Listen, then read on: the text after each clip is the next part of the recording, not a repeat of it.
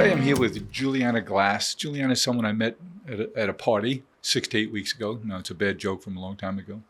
In fact, we did meet at a party at Worth Media Group. We didn't get a chance to chat a lot that night, but the little bit we did, I was really intrigued by you and your story, Juliana, and so glad you took the time to visit with us today. And what I learned about you is that you have an amazing portfolio of things that you've been involved in. I'm intrigued by your early music career, by your upbringing, and how you've morphed into writing and fashion and academics. And I love what you've done with a scholarship program we'll talk a lot about later, and that you're really an accomplished performer. You performed as a Christian pop singer, and I saw that you performed at a national prayer breakfast that was hosted by President Trump. That's a pretty amazing accomplishment as such a young person. You've been awarded an honorary PhD. You're an in-demand speaker. You have your fourth book coming out in 2026, which is all about what happens when women read, which is a intriguing title. So let's start there. What happens, Juliana, when women read? Everything happens when women read, Jim. Thank you so much for having me and for having me on your podcast. It's an honor to be here and a privilege to have met you. We write our own stories. When women read, I think that we begin to imagine a life that we could live. We go back to school. We demand the raise. We run for office. We change the world.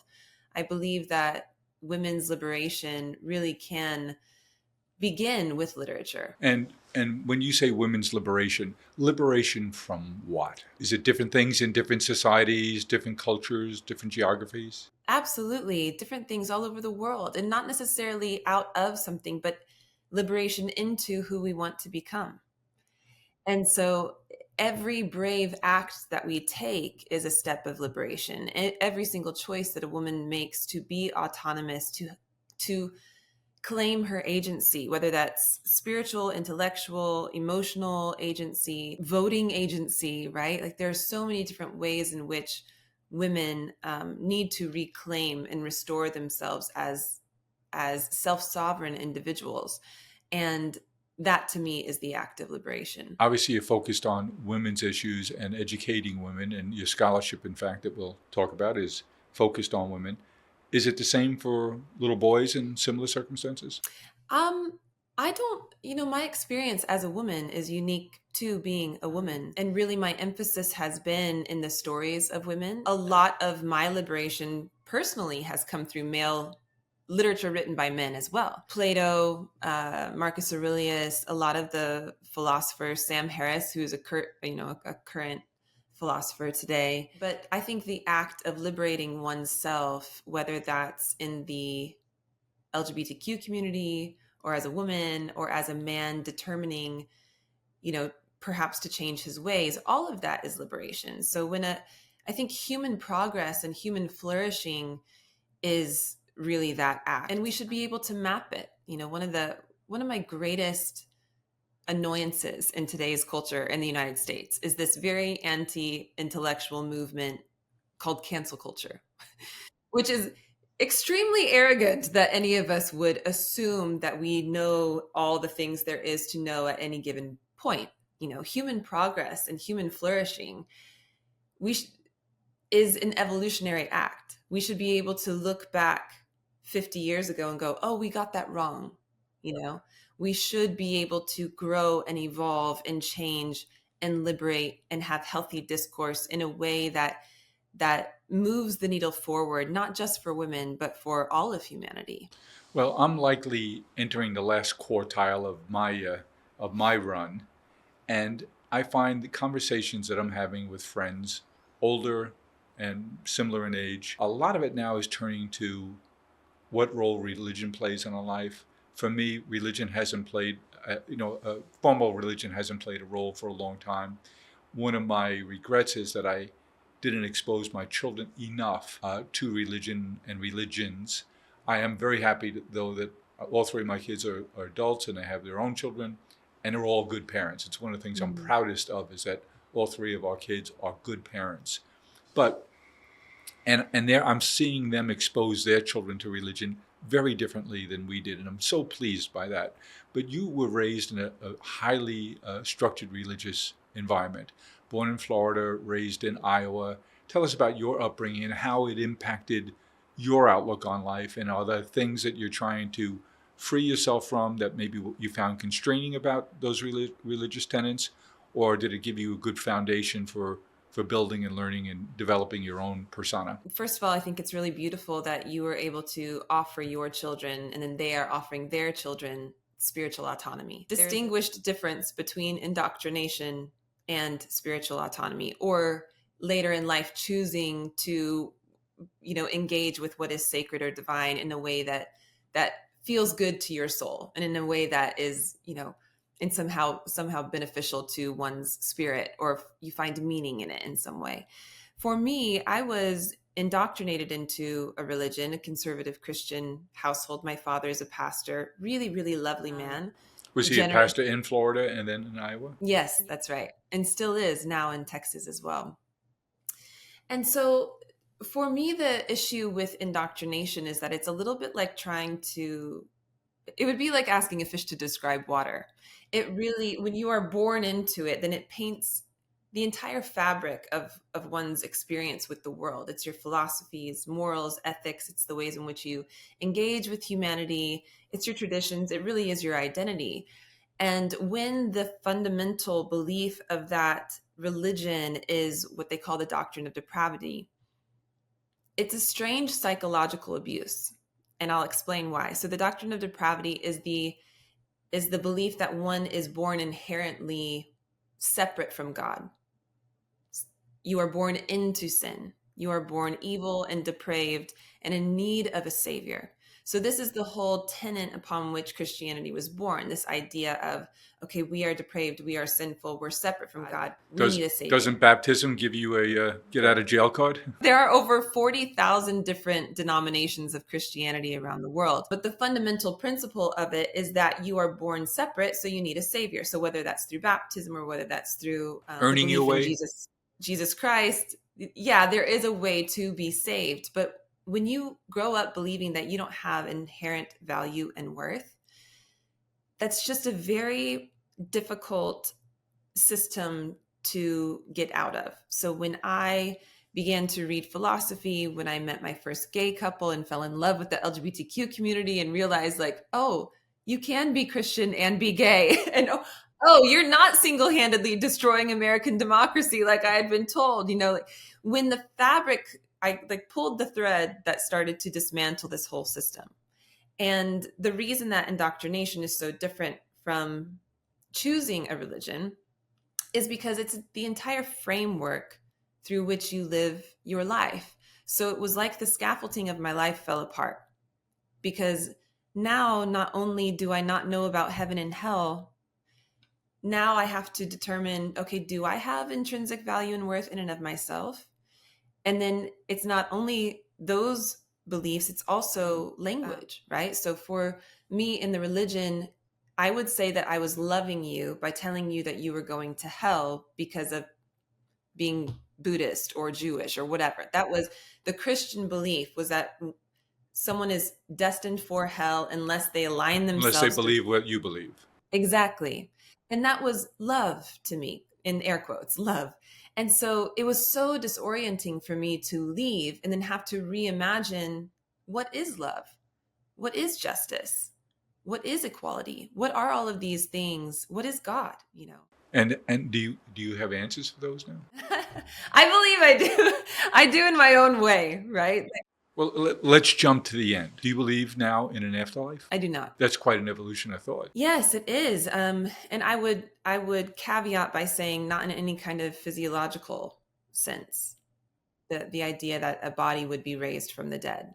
I don't believe in that any longer. I had occasion to speak with a neighbor of ours. Our main office for the flowers companies is on Long Island. And I was introduced to a rabbi who he's both a cantor and a rabbi, wonderful guy, toured the world singing opera for 30 years. I didn't realize, although I have many Jewish friends, neighbors, coworkers, I didn't realize until my conversation with him about the fact that in Judaism, there's not much of a conversation about the afterlife.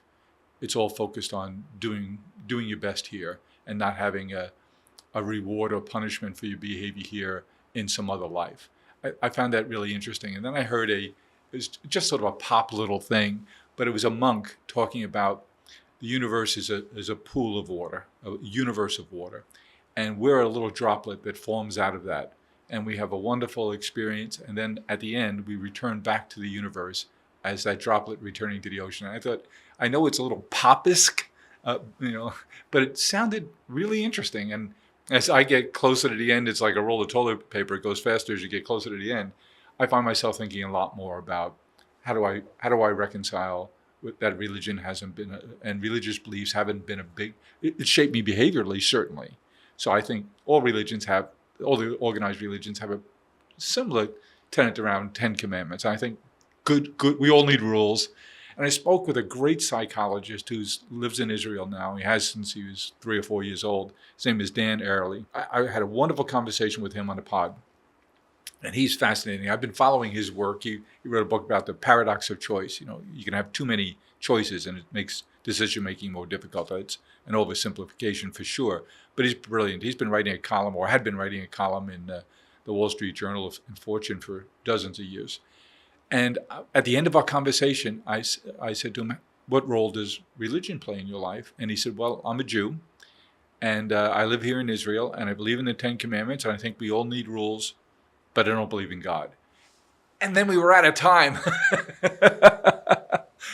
But so we plan to resume because he's such a smart person like you are. I was intrigued to hear how he reconciles that, and because it's something I'm working through, and it's a frequent conversation topic among my thoughtful friends and family members. We're talking a lot about the end, and to hear, to read about your transition and the way you are now. Now you're a parent. You have is it a 10-year-old daughter?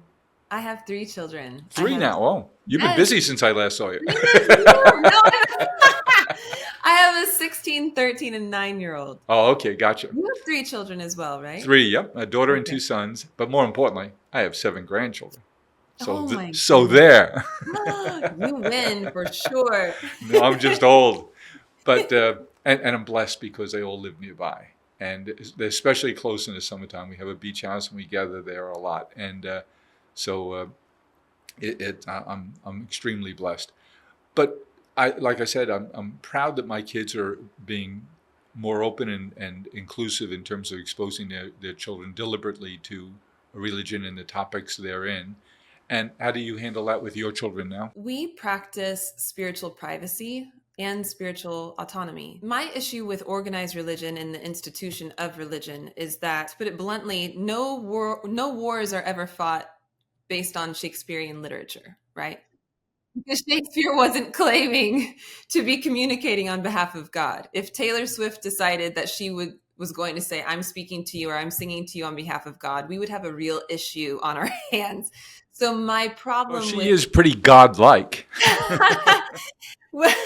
So my issue with the institutions of religion is that they're claiming to speak on behalf of a godhead that can conveniently not be proven or disproven. So I find religion to be very dangerous in that respect. Now, spiritual practice... What about the practicality of we all need rules to live by? And they all seem to be common. How you treat your neighbor like you'd like to be treated, no murder. Right.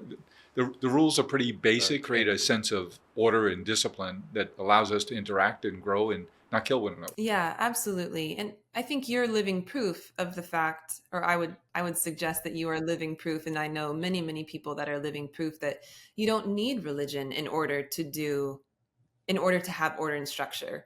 In fact, there are religions that are justifying mothers tying bombs to their children, saying this is on behalf of God, right? So religion can be perverted. It's very powerful in that it can do really incredible good things. Churches rally after Hurricane Katrina, for instance. And on the other side, it's very powerful and it can do really, really damaging things like justify slavery, justify women's oppression for millennia, justify hatred and bigotry towards the LGBTQ community. So this is where I find religion to be dangerous because it is so powerful. And so I think if we could evolve as humans to function in a way that is just really dedicated to human flourishing in general. at large. At Harry and David, we work with our hands as well as our hearts, so you can enjoy sharing it as much as we enjoy making it. And that's what life's really all about, sharing with those we're closest to, no matter how far we are apart. Harry and David, share more. So tell us about your path. You had this great singing career on stage. At what age were you doing that? Oh my goodness. I started training in voice and piano when I was 4 years old and loved it So so that's much. 10 years already. Wow. Yes, exactly. I went and got my undergraduate studies at Belmont University here in Nashville, Tennessee. And so my music Well, if career. you want to be around music, pretty good place to be. Yes, exactly. And so my whole life was dedicated to serving women. Nothing excites me more than seeing women set themselves free. And so for me, music was a way to do that. Fashion was a way to do that. All within the confines of the scripture, of course, like there's modesty and all of those things. But music was a way for me to express myself and still is. So I enjoyed a beautiful 11-year career, 7 different music releases. And as you pointed out earlier, was able to sing at the National Prayer Breakfast Weekend for Donald Trump in 2017. But at that point in my career and in my life, I was far, far right wing, anti-gay, anti-abortion woman. And so my trajectory by 2018 and 19, it was a very quick exodus out of the religion. That particular religion. Yes, that particular religion. Because for me, it was this realization that I was out of alignment with love, that I wasn't. How has that impacted your relationship with your parents? It was very difficult at first, very difficult. But we have found peace, and that is really my main goal. And really what I say is this going to cultivate peace? And so when there is a question that's asked, and I speak to many, many women that are walking through life transitions, whether that's leaving religion or going back to school or leaving a marriage that's unhealthy or just daring to imagine a life in a new way. I encourage them often to be private and to do what will cultivate peace. I think that American culture has this very strange belief that vulnerability for a woman means like filleting ourselves all the time for the whole world to see, sharing everything, oversharing, being, telling the truth about all things. But there's a sense of privacy that I think women need to claim in just being able to say, I don't want to answer that. Or just being able to say, I don't know yet.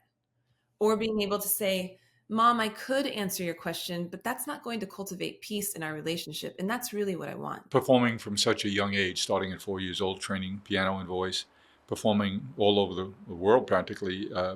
How did that impact your personality? Did it give you obviously learning music at a young age is good for you mentally and confidence-wise, but how being a performer, having a career like you had, how has that shaped who you are? And then the next question I'm going to ask you is, what are you doing with your children in terms of exposing them to music and performance? How did it shape who I am? I think I have realized how uniquely positioned each of us are that walk on this spinning rock that's suspended in space.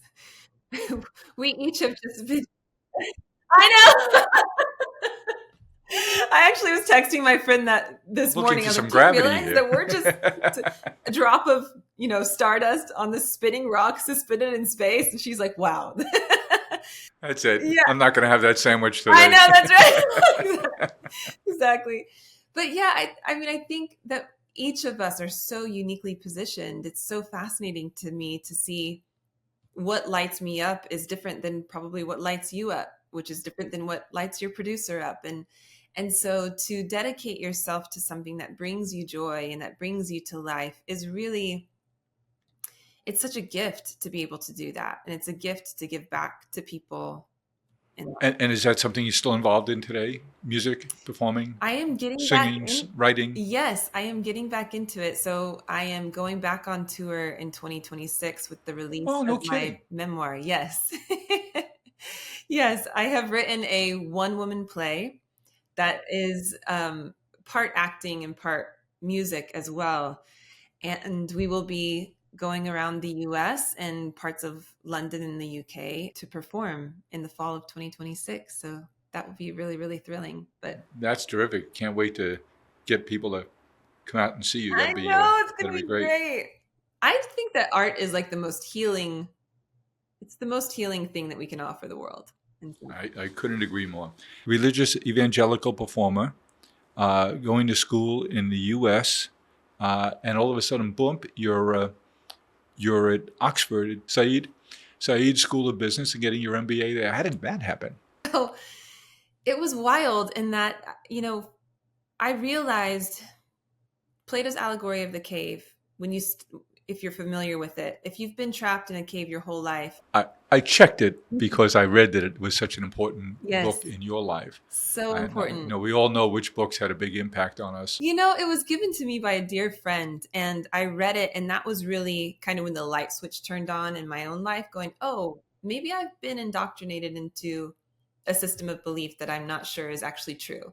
And so the process of exiting that cave, and not comfortable for you, and not comfortable for your own experiences, the cloak wasn't comfortable. Yeah, and it was realizing that I was an active participant in the oppression of the LGBTQ community, in the oppression of women, to continue to perpetuate the idea that a woman's proximity to God or a girl's proximity to God is in direct correlation to her proximity to a man is, I think, a real shame that's a kind of a fundamental tenet of that belief. So when I realized that I was actively perpetuating that's like, I could not be out of alignment with love. And I know what love is. Like, my infants know what love is. It is the most primal emotion that humans feel, that we need, that we crave in order to survive. Two thoughts listening to what you say. My belief and the evolution of my belief is, and it's dictated the businesses I've been in, is that we all yearn for and crave and seek out social intimacy. So I think it's not love, but it's close to, and love is the maximum manifestation of that expression of social intimacy and caring. But as what makes us different as creatures is that we have that yearning and need for social intimacy. And I think one of the things that we've all discovered in recent decade is that social intimacy isn't just swiping left or right or up or down on the next video on Instagram. It really is personal connection. And while I would expect, and in my own life, I would tell you that social media or digital communication tools have enriched my social life, enabling me to stay connected more regularly with more people. No, I'm not saying it's a deep, like a knowing embrace when you see somebody, but it is familiarity and it is contact. Yet the damage it seems to be causing is irrefutable now, I would say. And when you read that Generation Z, that 25% of Generation Z says they've never had a friend, that's alarming to me. So yes, I think it's not good or evil, but it has different impacts on different people. I completely agree. I mean, I think Jonathan Haidt in his Anxious Generation book and work.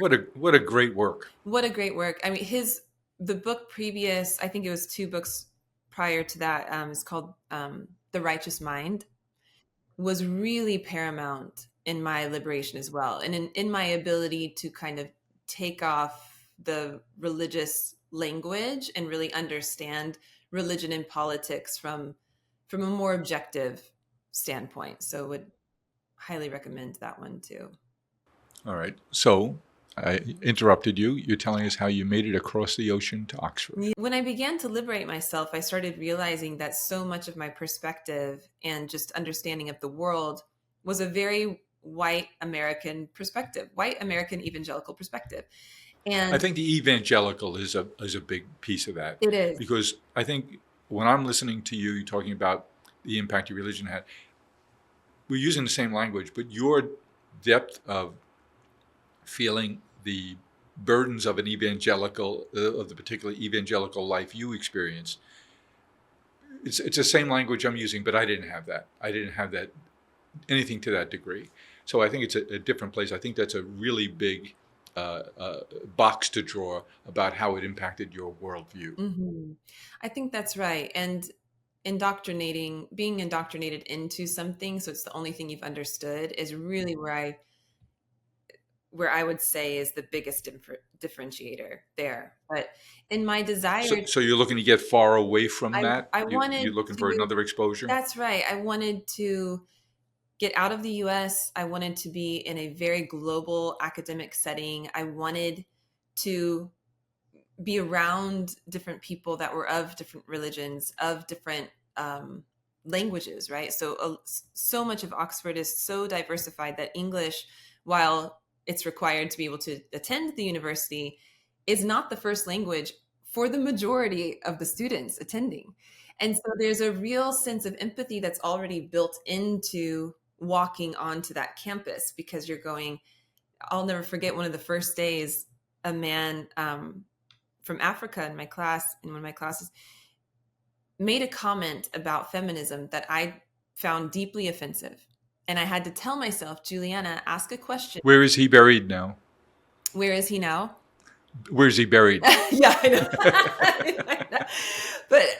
But right. So like my Western white evangelical knowing was offended by it. And I told myself, Juliana, ask a question before you get offended. Ask a question first. And I think at the most fundamental level of human discourse and understanding one another on a global scale, we have got to just start asking questions and start listening First.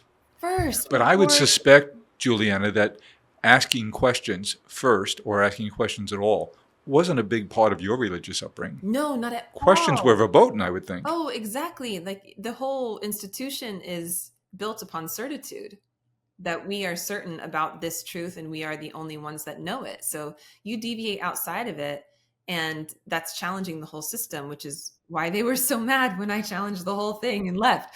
But it turns out that my colleague was actually saying a very pro-feminist, pro-woman statement. But because of the framing, because English was not his first language, it came off as offensive to me. And so studying there was the most impactful time of my life, even just for that reason. Debating and being around different people from different cultures, and then realizing I did a case study in the internal oppressors of weaponized religion around the world. And when I first talked to my professor about it, it was initially just sort of like a global understanding of religion being weaponized against women. So things from the hijab to not being allowed to go to school to not being allowed to wear red nail polish or something. And my professor said something very profound to me, which was, if you focus on the external, people will always create hierarchical structures amongst them. And so he said, focus on the internal, focus on what tethers us to one another as women, as human beings. And so I shifted the whole study to be about shame, fear, isolation, and psychological manipulation. And then on the other side, liberation, belonging, etc. And it was so incredible to kind of couch religion and all religions in the conversation of, how are you feeling shame because of this? And where do you feel fear because of these doctrines that you're being taught? What is the psychological manipulation that's happening because of what you were told as a child? What happened was that immediately the whole class was connected. Immediately, I think there were 47 of us in the auditorium at that time. We represented 26 different countries around the world. And it was my friend from Saudi to my friend from Japan to my friend from the Maldives to Morocco. Every single one of us could connect on this concept of liberating oneself, not because of what we were talking about externally, because there were girls in my class that wore hijabs. They didn't feel oppressed by that. That was their choice, right? And I'm not advocating for the hijab when I say that statement. I'm just saying from her perspective, she was wearing it.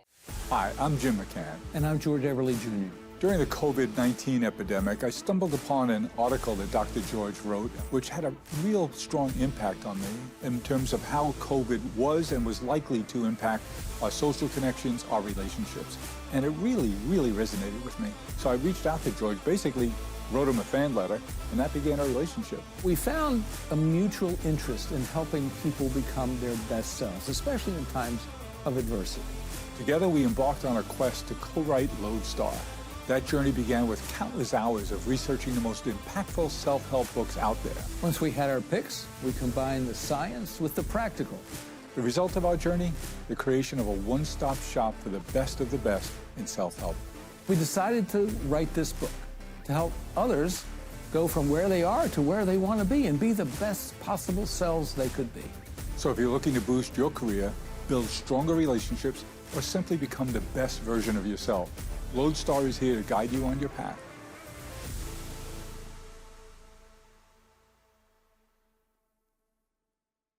How long was the program at SAID? The Advanced Management and Leadership it's a year, and then it's a month on campus. So because of my children, I just did the month on campus version of it. And my children were able to come and visit me for a week in the middle of it as well, which was so great experience for them, huh? Yes, incredible experience. Incredible. Well, just the whole idea of moms going back to school. Yes, I know. That's great. I know.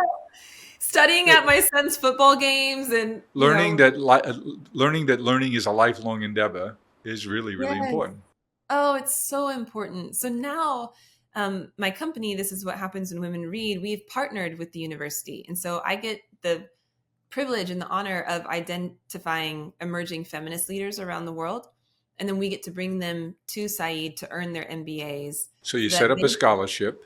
Yes, that's a 5-year scholarship program where you pick a different person, a different woman each year of your 5-year program to be scholarshiped for that program. That's terrific.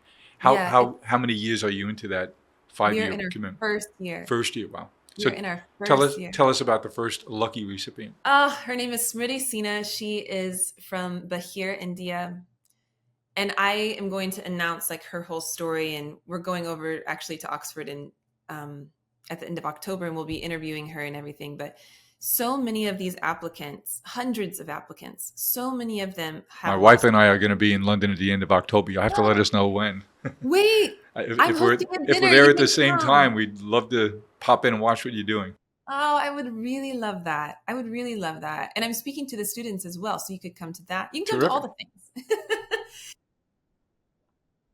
To be able to study in such a diverse place and walk the streets where so many incredible writers and thinkers of our time have walked, there's definitely a sense of imposter syndrome.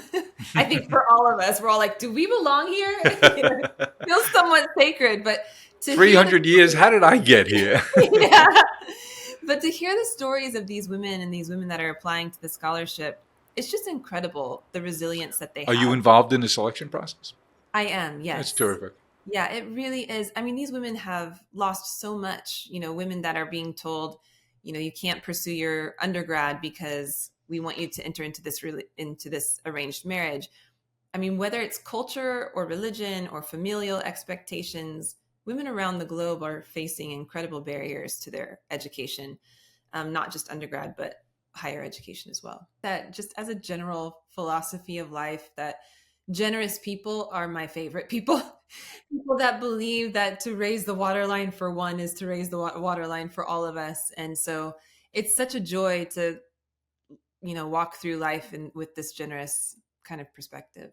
So writing, back to performing, new book coming out when in 2026? In the fall. We don't have a release date yet. Yeah. But in the fall. And you're doing that, was that with Random House? So I am signed with Spiegel and Grau here in the US and then with Bloomsbury out in the UK. Gotcha. Well, lots of crazy things going on. If we, by some misfortune, didn't connect for 3 years, and we bump into one another at the New York Public Library, where I obviously know you go to all the time now, what will you tell me you've accomplished in the next 3 years? Oh my goodness, I love this question. We will have, in 3 years, we will have at least 50 scholarships at the University of Oxford, representing 50 different nations around the world. We will have women holding the banners saying, "This is what happens when women read," all over the world. We will have grown this movement to be a Do we have topic. buttons yet that say this is what happened when women read? I do. Do you want one? I'll send you one. Well, I can't wear that. It's got to be a woman that's wearing it to show this is what happens. Well, also good men are what happens when women read too.